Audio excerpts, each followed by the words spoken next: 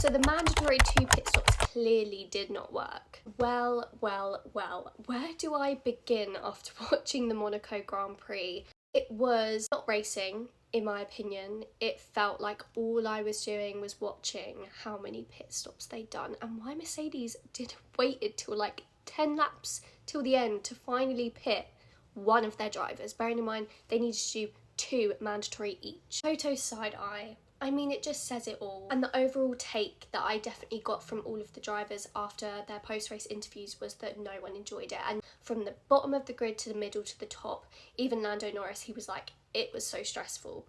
And we saw the main strategy was to work as a team. We saw it with Williams, Racing Bulls, and Mercedes tried to, but because Racing Bulls and Williams got there first, and so it worked out for them in the end. Liam Lawson was keeping the rest of the grid slowing down so that Hadjar could pit and come back out and still be in the points and quite far up in the points. Hadjar has managed to finish P6, which is amazing. It's his best finish in Formula 1 so far. Overall, a great weekend for Racing Bulls. But because that they were driving much slower, Alex Albon was doing the same in front of the Mercedes team, and George Russell was not a happy bunny. He was so frustrated. He just said he wanted to race. They weren't going to get points anyway, no matter what strategy Mercedes done. It was such a terrible weekend for them. So Alex Albon did apologise afterwards to George Russell, and I really don't think this new rule actually made a difference in where everyone placed. Lando still won, Charles came second, Piastri came third. That's where they qualified. As well as Alex apologising to George Russell, he also apologised to the fans.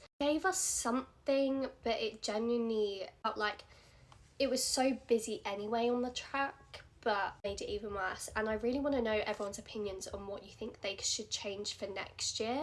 George's idea to have a button on the car to allow a sprinkler onto the track. Yeah, so I think all the drivers are just taking it as a bit of a joke. So hard to predict, and at least F1 tried to do something this year.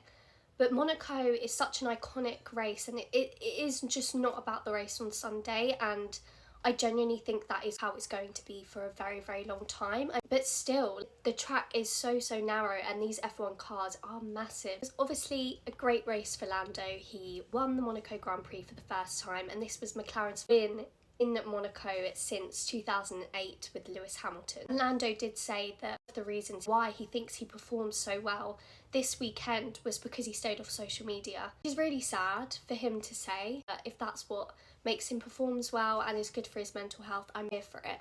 And we finally saw his new girlfriend. So amazing to see him and his family celebrate that win. Let me know in the comments what you think.